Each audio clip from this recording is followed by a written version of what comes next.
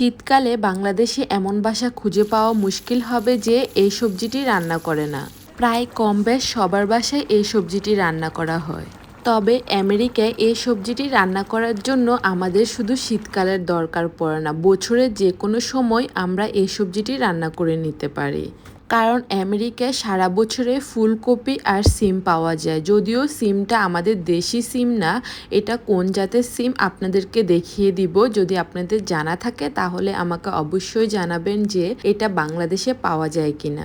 তো এর জন্য প্রথমে আমি ৬-৭টি রুই মাছের টুকরা নিয়ে নিয়েছি। তারপর এগুলির মধ্যে হলুদ আর লবণ দিয়ে ভালোভাবে মেখে নিয়েছি। মেখে নেওয়া হয়ে গেলে একটি ফ্রাই প্যানের মধ্যে পর্যাপ্ত পরিমাণ তেল দিয়ে দিয়েছি। যখনই তেলটা গরম হয়ে যাবে তখনই আমি একে একে সবগুলো মাছ দিয়ে দিচ্ছি ভেজে নেওয়ার জন্য। আমি এখানে একটু বেশি পরিমাণে তেল দিয়েছি, কারণ এই তেলের মধ্যে আমি সিমগুলো আর ফুলকপিগুলোকেও কিন্তু ভেজে নেব। আমি আজকে রান্না করছি এই সিমগুলো, আর এটা আমি ইন্ডিয়ান দোকান থেকে এনেছি। এটা কি বাংলাদেশে পাওয়া যায় কিনা আপনারা অবশ্যই আমাকে জানাবেন। এদিক দিয়ে মাছগুলো ভাজা হতে থাকুক আর আমি এর ফাঁকে সিমগুলো কেটে নিচ্ছি। মাছগুলোর এক পাশ হয়ে গেলে আরেক পাশ উল্টিয়ে দিচ্ছি। এভাবে আমি ২-৩ বার করে মাছগুলো উল্টিয়ে ভালোভাবে ভেজে নিচ্ছি। যেহেতু মাছগুলো ফ্রোজেন মাছ, তাই আমি একটু কড়া করেই ভেজে নিয়েছি। আপনারা আপনাদের পছন্দ মতো মাছগুলো ভেজে নেবেন। মাছগুলো ভাজা হয়ে গেলে এগুলি উঠিয়ে নেওয়ার পরে একই তেলের মধ্যে আমি দিয়ে দিচ্ছি কেটে রাখা সিমগুলো। এই সিমগুলোকে ৫-৬ মিনিট ধরে হাই হিটে তেলের মধ্যে ভেজে নিতে হবে। অনেকের মনে প্রশ্ন হতে পারে, সিমগুলো ভেজে নেওয়ার কি দরকার, তরকারির ঝোলের মধ্যে দিয়ে দিলেই তো হয়ে যাবে। কিন্তু এই সিমগুলো না আমাদের বাংলাদেশি সিমের মতো না। এই সিমগুলো যদি আপনি ঝোলের মধ্যে দেন তাহলে সিদ্ধ হতে গেলে অনেকটা সময় লেগে যায়। ২-৩ বার পানি দিয়ে সিমগুলো কষিয়ে তারপর রান্না করতে হয়। তাই আমি সিমগুলোকে তেলের মধ্যে ভেজে নিই, তাহলে খুব অল্প সময়ে সিমগুলো সিদ্ধ হয়ে যায়।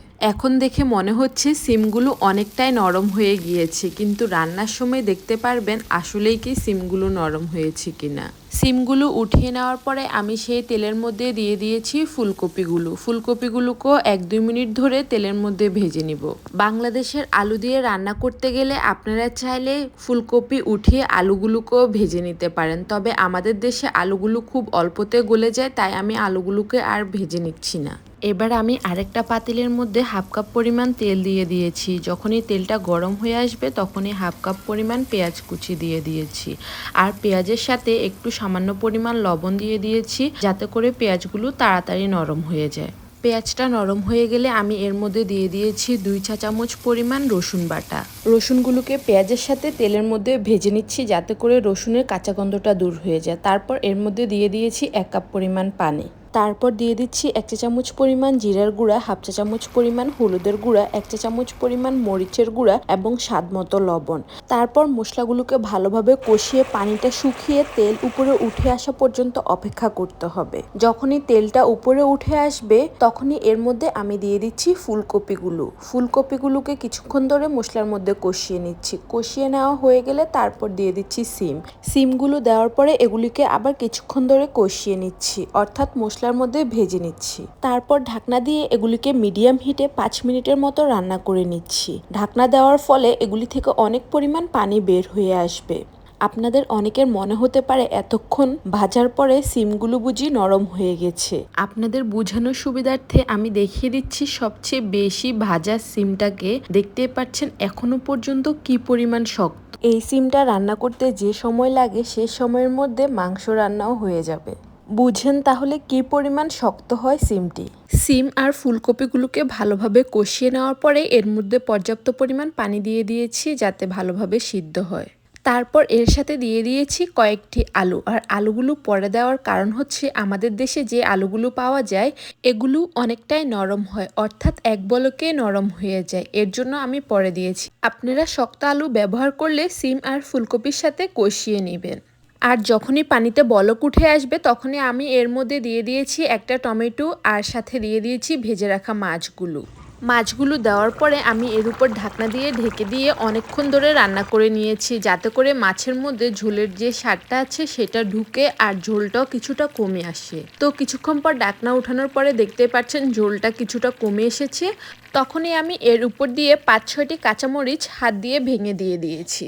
তারপর দিয়ে দিয়েছি অনেকগুলো ধনিয়া পাতা। আর এই রান্নায় ধনিয়া পাতাটা অবশ্যই দেওয়ার চেষ্টা করবেন। ধনিয়া পাতা দেওয়ার পরে এগুলি একটু নেড়েচেড়ে দিচ্ছি। তারপর মাছগুলোকে উল্টিয়ে দিচ্ছি, যাতে করে মাছের অপর পাশটায় ভালোভাবে মশলার স্বাদটা ঢুকে। আর আপনাদের বোঝানোর জন্য দেখিয়ে দিচ্ছি এখন সিমটা ভালোভাবে সিদ্ধ হয়েছে। আর আমার কাছে এই রান্নাটা কিন্তু ঝোল ঝোল ভালো লাগে, তাই আমি বেশি ঝোল শুকিয়ে নামাবো না। আপনারা আপনাদের পছন্দ মতো ঝোল শুকিয়ে অথবা বাড়িয়ে নিয়ে নামিয়ে নিতে পারেন। আমার মনে হয় এই রান্নার স্বাদটা কেমন হয় সেটা আর কাউকে বুঝাতে হবে না, কারণ এই রান্নাটা শীতকালে বাসায় রান্না না করলে মনে হয় যেন শীত আসেই নি।